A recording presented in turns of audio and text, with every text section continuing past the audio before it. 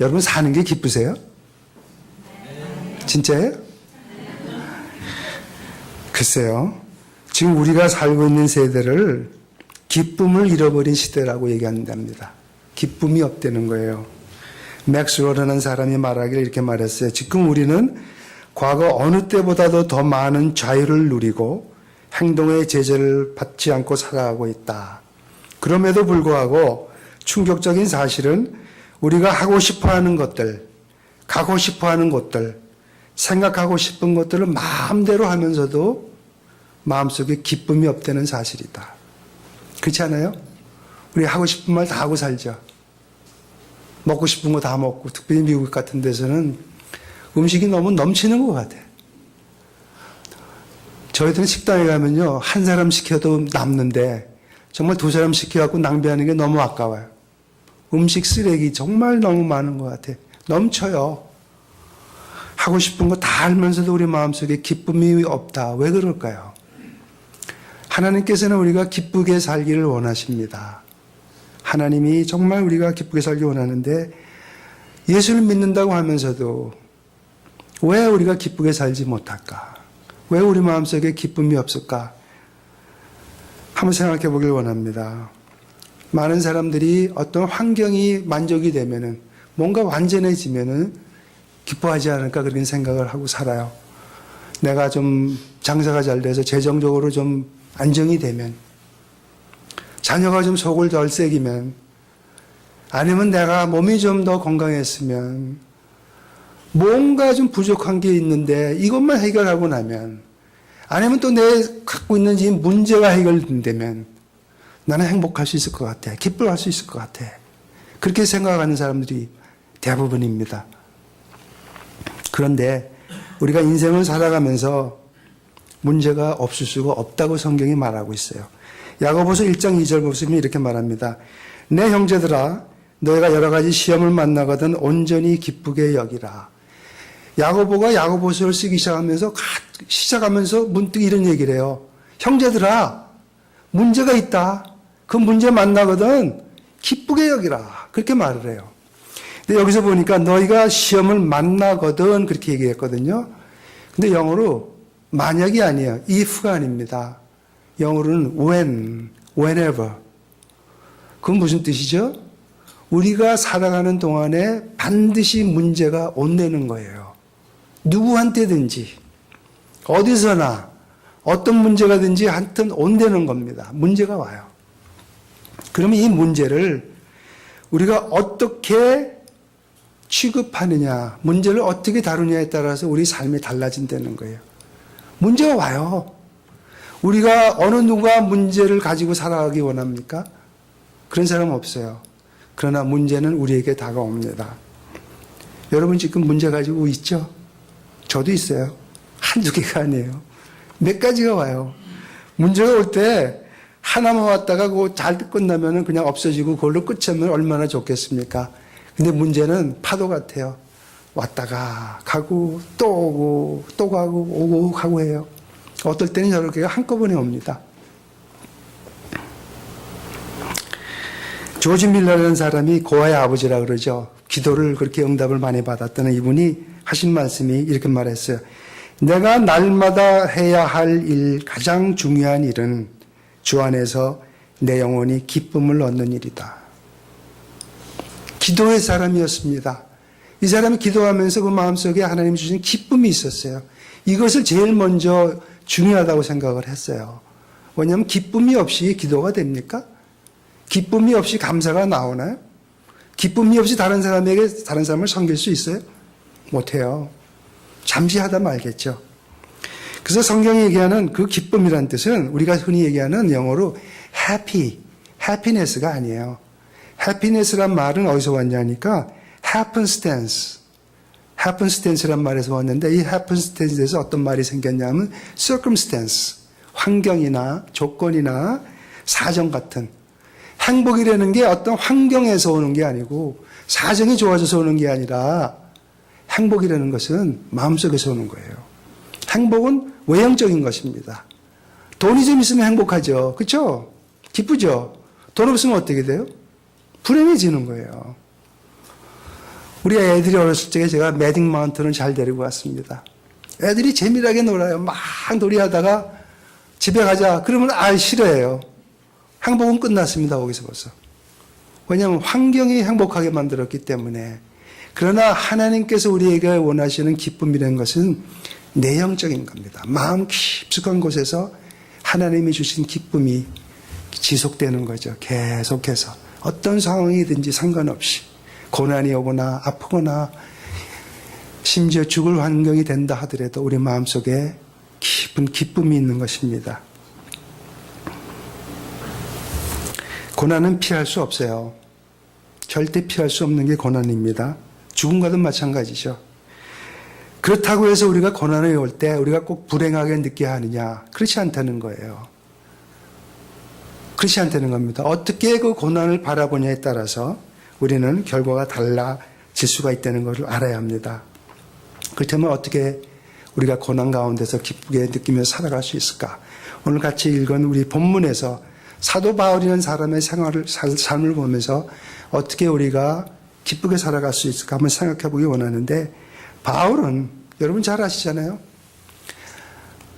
소위 말해서 세상적으로 잘 나가던 사람이 예수 그리스도를 만나고 나서 고난이 시작됩니다.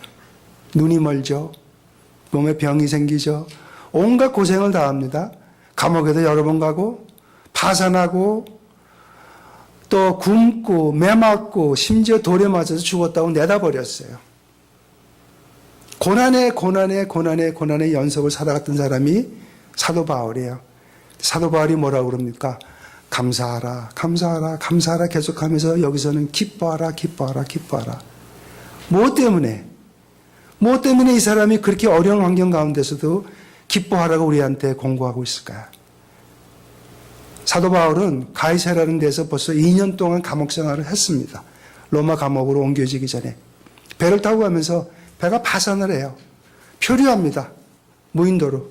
그러면서 굶고 뱀에 물리기도 하고 어려운 환경에 로마 감옥에 갇히면서 거기서 더 2년일 동안 있었다 그래요. 2년 동안 더 있었다 그럽니다. 그럼에도 불구하고 사도 바울은 내가 기뻐하고 또한 기뻐한다. 주 안에서 기뻐하라. 계속해서 기뻐하라고 우리한테 얘기를 하고 있습니다. 그래서 기쁜 삶을 살기 위해서 우리가 교훈을 얻기 원하는 것은 첫 번째, 문제가 올 때, 고난이 있을 때 우리의 관점으로 보는 것이 아니라 하나님의 관점으로 보려는 거예요. 하나님은 이 고난을 어떻게 보실까? 이 고난을 통해서 하나님이 무슨 일을 하기 원하실까? 고난을 통해서 하나님이 우리에게 주시고자 하는 말씀이 무엇일까? 그걸 생각하려는 것입니다. 여러분 잘 한번 생각해 보세요. 문제가 와요. 문제가 올 때 그 문제가 우리가 생각하듯이 그렇게 중요하지 않을 수 있어요. 문제가 뭐냐니까 우리가 그 문제를 바라보는 관점이 문제가 될 수 있다는 거예요. 우리는 문제가 오면 그 문제에 팍 빠져버립니다. 이걸 어떻게 해결해야 되나? 아내가 죽을 환경이 됐을 때 제 어깨가 무거웠어요. 이걸 어떻게 내가 책임져야 되나? 어떻게 이 환경에서 내가 책임지고 이거를 끌고 갈 것인가? 고난이죠. 깜깜해요. 앞뒤가 막혔어요. 어떻게 할 줄을 모르겠어요. 내 관점으로 보니까 이거는 깜깜한 터널 안에 들어가 있는 것입니다. 힘든 환경 가운데서 어떻게 고난을 바라보느냐가 우리의 삶이 달라질 수가 있다는 거예요. 12절에 보니까 이렇게 말합니다. 형제들아, 나의 당한 일이 도리어 복음의 진보가 될 줄을 너희가 알기를 원한다. 내가 지금 감옥에서 갇혀가지고 그렇게 어려운 환경에 있는 것을 너희가 염려하지 마라. 오히려 이게 더 복음이 진보되는데 쓰임받고 있다. 나의 고난을 통해서 하나님께서 역사하고 계신다는 거예요. 무슨 말입니까? 고난이라는 그 최악의 환경에서 최선을 본 겁니다. 여러분도 마찬가지예요. 고난이라는 그 환경 가운데서 보기엔 최악이죠. 힘들어요. 이겨나기 힘든 환경 가운데서 뭘 보라고요? 최선을 바라볼 수 있다는 겁니다. 13절에서 이렇게 말합니다. 이러므로 나의 매임이 그리스도 안에서 온 시위대 안과 기타 모든 사람에게 나타났다. 그렇게 말해요. 여기서 시위대라는 것은 로마 황제의 친위대입니다. 임페리얼 가드예요. 소위 말해서 군인들 중에서 가장 엘리트들을 뽑아놨어요. 네로 황제가 자기가 스스로 뽑았답니다. 왜냐하면 자기 목숨이 위태하니까.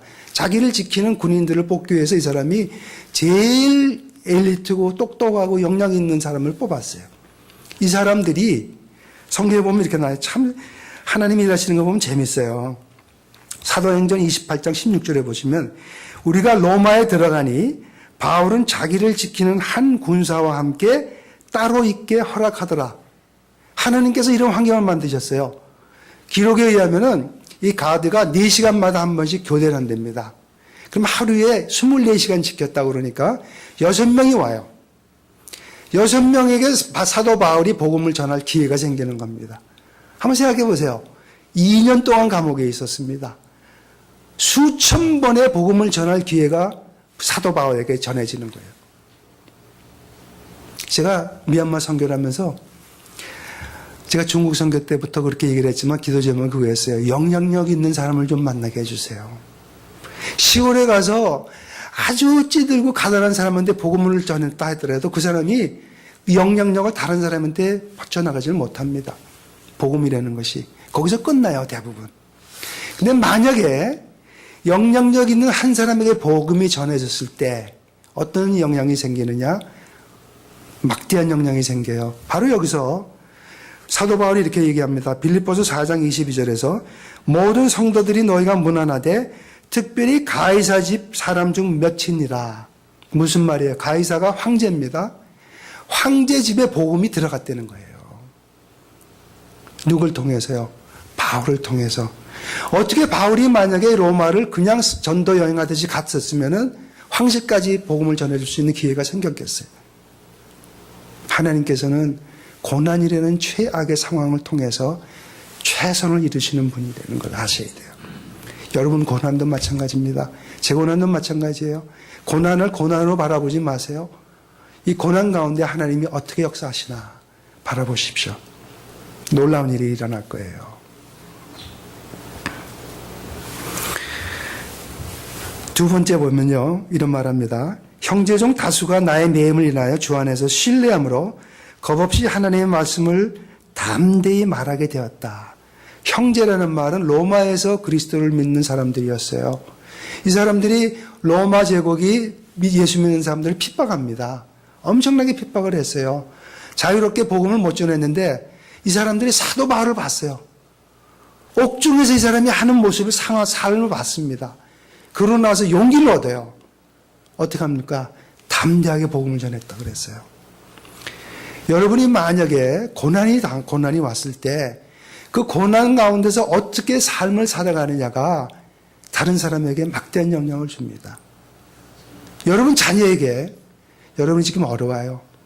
이 어려운 가운데서 어떻게 이거를 이겨나가나, 어떻게 어떤 관점에서 고난을 이겨나가는 그 삶이 여러분 자녀에게 어떤 영향을 끼치는지 아세요? 대단한 영향을 끼쳐요. 그 어린이들이 자라면서 고난이 옵니다. 똑같아요. 그들이 어떻게 고난을 이길 줄 아세요? 부모를 봐요. 부모가 모델이거든요. 우리 부모가 어떻게 이런 고난을 이겼다. 나도 이길 수 있다. 배우는 겁니다. 그들이 용기를 가질 수 있는 거예요.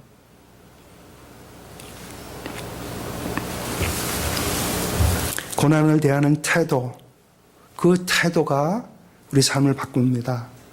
여러분 기억하세요. 로마서 8장 28절 보시면 이 성경 구절은 우리가 정말 하나님을 의지하고 나갈 수 있는 그 구절이에요. 우리가 알거니와 하나님을 사랑하는 자, 곧 그 뜻대로 부르심을 입은 자에게는 모든 것이 뭐라고요? 협력하여 선을 이룬다. 궁극에 가서 하나님이 반드시 선을 이루신다는 걸 여러분 믿습니까? 믿으면 고난은 아무것도 아니에요. 고난은 지나가는 겁니다. 고난을 통해서 우리가 성숙하고 하나님이 협력하여 선을 이루신다는 걸 우리는 믿을 수가 있어요. 저는 그 운동을 좋아해서 옛날에 교회도 좀 뜸하게 다니고 젊었을 때 그 운동 경기를 이제 녹화를 합니다. 교회는 가야 되겠고 안 갈 수는 없고. 대부분 보면 왜 주일날 그 경기들 하잖아요. 슈퍼볼이든지 이런 것들. 근데 제 친구 하나가 좀 아주 굉장히 괴팍한 친구가 있어갖고 제가 녹화하는 걸 알아요. 그래갖고 제가 교회 갔다 오면 몇 시 온다는 걸 알아가지고 전화를 해요. 그리고 전화해갖고 레이커스가 이겼다? 그렇게 얘기를 해줘요. 그러면 제가 녹화한 게 얼마나 재미가 없습니까? 녹화한 거 재미를 봐야 되는데. 그런데 여기서 재미나는 사실은 이긴 경기를 볼 때 그렇게 제가 마음이 편합니다. 그렇잖아요. 이겼어요, 이 게임은. 중간에 20점을 질 때도 있어요. 근데 걱정이 하나도 안 되는 거예요. 왜냐하면 결과를 알기 때문에. 여러분, 우리 삶도 이래요. 우리는 지금 고난 가운데 지는 것 같아요. 그런데 하나님께서 뭐라고 약속하셨습니까? 반드시 선을 이루신다고 약속하셨어요. 승리입니다. 우리는 승리자예요. 고난은요, 지나가는 거예요. 마음을 편하게 먹으시고 기뻐하세요. 고난 가운데서 기뻐하라. 그래서 야고보가 말하는 거예요. 어떤 고난이 오든지 기쁘게 여기라. 이 고난을 통해서 우리는 하나님 만나는 기회가 생기고 하나님의 은혜를 알 수 있는 기회가 생기고 하나님의 사랑 가운데 깊이 들어갈 수 있는 좋은 기회가 된다는 거예요. 어려운 환경에서 제가 간절히 기도를 했어요. 하나님 좀 살려주세요. 좀 고쳐주시고. 제가 너무 힘들어요. 죽을 것 같아요. 근데 하나님께서 아무 말씀 안 하십니다. 뭐 조금도 일어나는 일이 없어요. 그런데 제 마음속에 하나님이 주시는 마음이 뭐냐 하니까 네 은혜가 족하다. 내 은혜 안에 들어와라. 하나님이 나를 얼마나 사랑하시는지 그전에 그렇게 못 느꼈어요. 근데 그 하나님의 사랑 안에 들어가니까 그 고난 아무것도 아니에요. 고난은 아무것도 아니에요. 이길 수 있어요. 두 번째는요, 삶의 우선순위를 정하십시오. 삶 가운데서 뭐가 중요한지를 아셔야 돼. 문제 불만 끄다가 여러분의 귀중한 인생을 낭비하지 마십시오. 삶에 중요한 게 있어요. 우선순위가 있습니다. 삶은 선택이라고 그러지 않습니까? 내가 무언가가 중요한지를 알고 그것을 선택하고 그것을 중요시 여기는 거예요. 우선순위를 정하는 것입니다.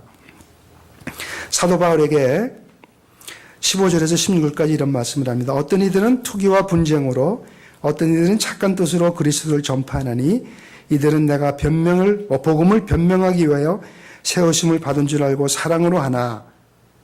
그렇게 말하면서 18절에 이렇게 말해요. 그러면 무엇이뇨? 외모로 하나 참으로 하나 무슨 방도로 하든지 전파되는 것은 그리스도니 이로써 내가 기뻐하고 또한 기뻐하리라.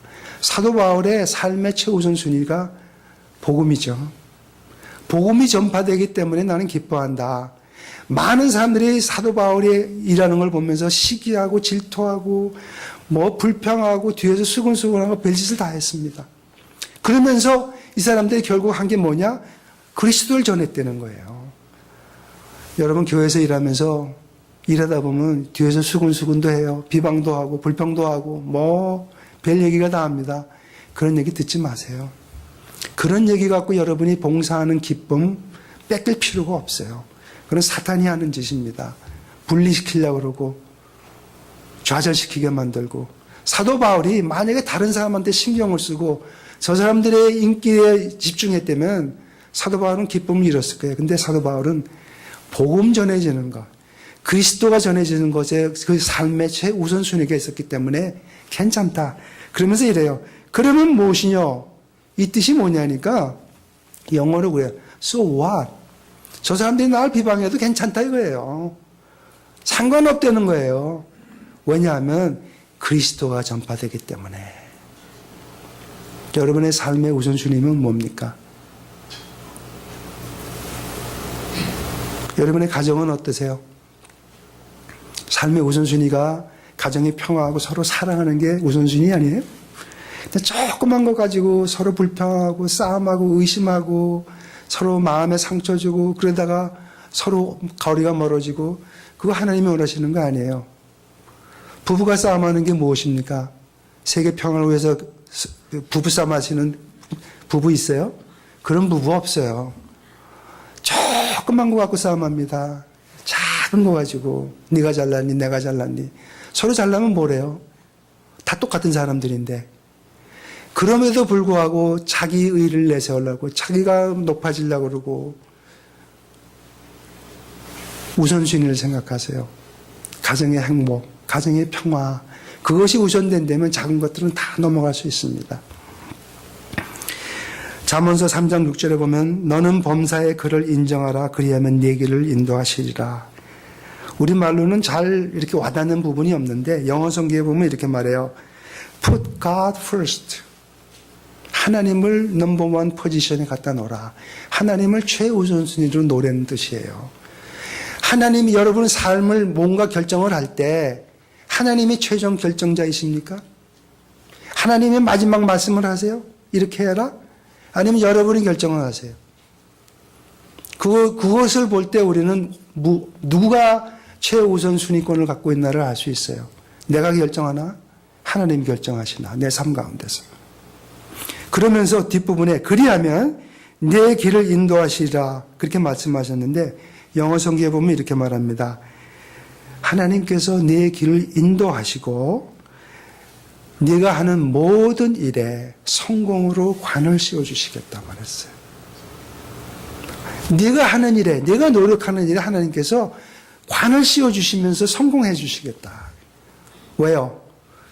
여러분이 하나님을 최우선순위로 놓으니까. 조건이죠. 하나님이 복 주신 데는 항상 조건부입니다. 우리가 무엇을 할 때 하나님이 복 주세요. 하나님을 우리가 먼저 찾을 때. 그래서 여러분 잘 아시잖아요. 마태복음 6장 33절에서 너희는 먼저 그의 나라와 의를 구하라. 그리하면이에요. 내가 먼저 복 줄게. 너 의를 나중에 구할래? 이런 말씀 하신 적 없어요. 먼저 그의 나라와 의를 구하라.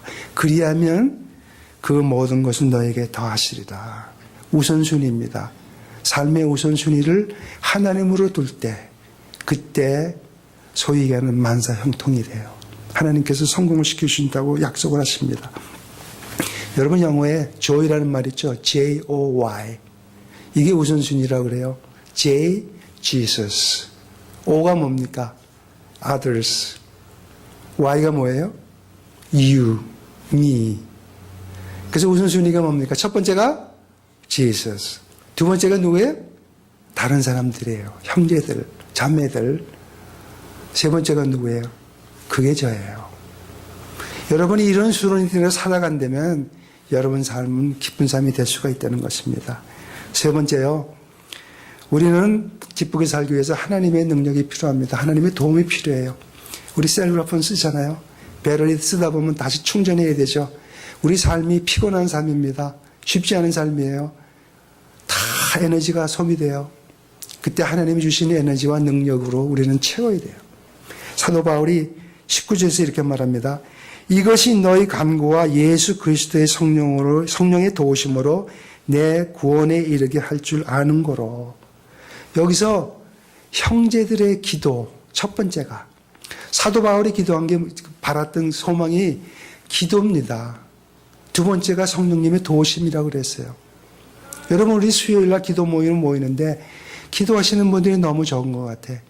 어떻게 기도를 하지 않고 영성이 살아있다고 여러분 믿으십니까?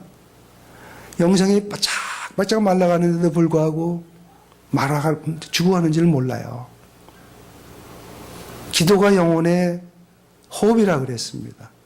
숨을 안 쉬고 어떻게 살기를 원하세요? 기도해요. 여러분 스스로에 대해서 기도를 해야 되겠지만 중보 기도가 이렇게 중요한 걸 여러분 아십니까? 남을 위해서 기도하는 것, 교회를 위해서 기도하는 것, 다른 형제 자매들을 위해서 기도하는 것. 여러분 이런 말 들어보셨어요? 내가 병이 있어서 내 병을 위해서 기도할 때 하나님이 들어주시는 것보다 내가 다른 사람의 병을 위해서 기도할 때가 그 사람이 더 빨리 들어줍니다. 그만큼 중보기도, 다른 사람을 위해서 기도하는 게 그만큼 하나님이 더 좋아하신다는 거예요. 사도 바울이 두 가지를 붙들고 살았어요. 성령님의 도우심과 형제들의 기도.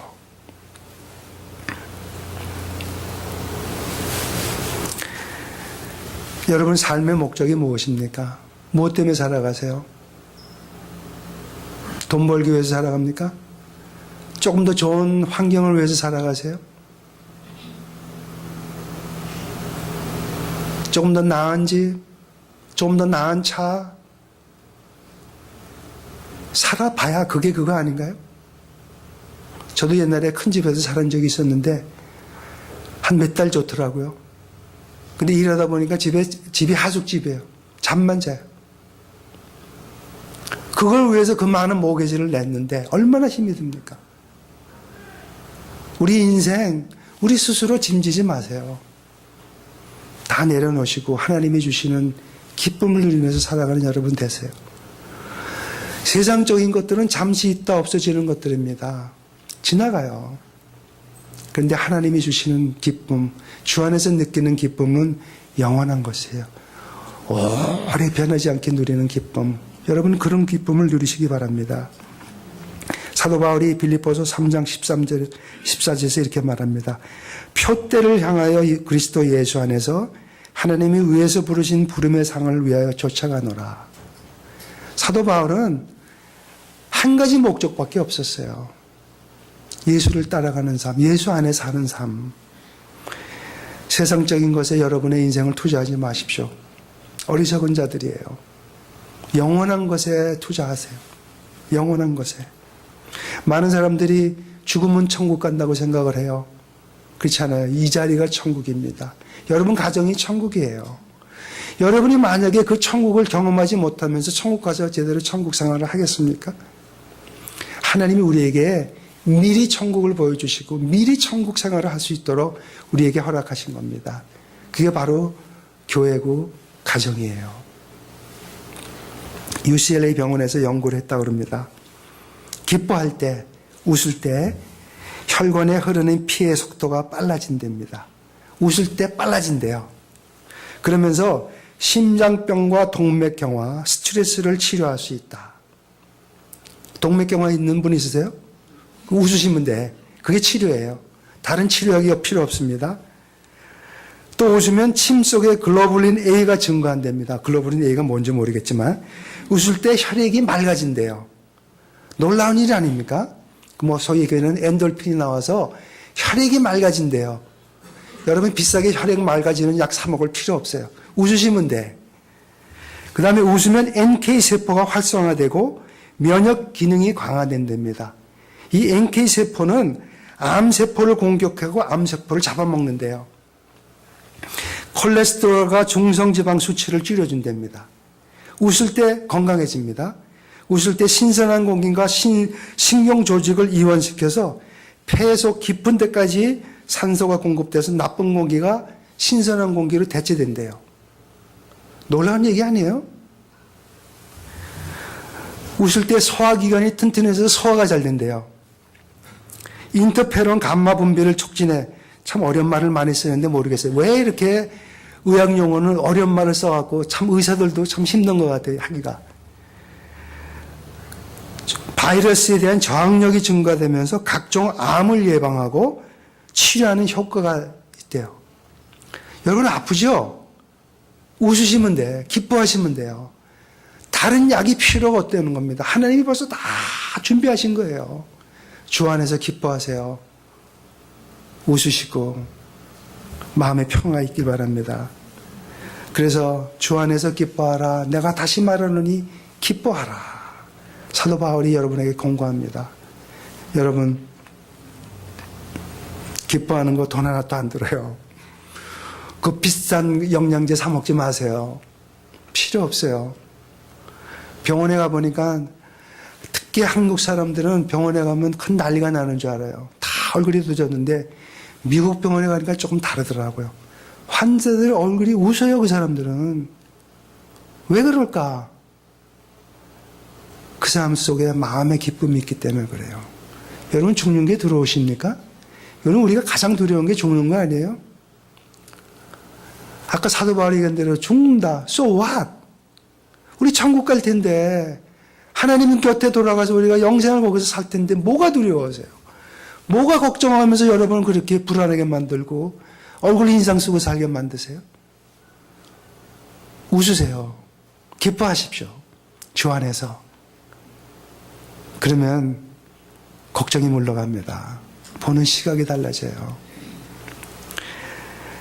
참된 인생의 기쁨은 주 안에 있는 사람들이 누리는 것입니다. 행복한 사람들이 기뻐하는 거 아니에요. 주 안에 있는 사람들이 기쁨을 누립니다. 주 안에 있으십시오. 사도 바울이 그래서 계속해서 서신서에서 이렇게 말해요. 주 안에서 in Christ. 내가 주 안에 있고 여러분이 주 안에 있을 때 하나님께서는 우리에게 놀라운 기쁨을 주시고 은혜 가운데 있게 하실 것입니다. 그런 삶을 살기 원하세요. 여러분, 저도 여러분과 같이 기쁜 삶을 살기 원해요. 교회가 기쁘시길 원하고 언제나 여러분 웃음 가운데 기쁨이 있길 원합니다. 여러분, 웃는다는 것, 기뻐하는 것은요, 전염이 돼요. 옆에 사람이 즐거워합니다. 한 사람이 웃으면요. 아시죠? 기뻐하십시다.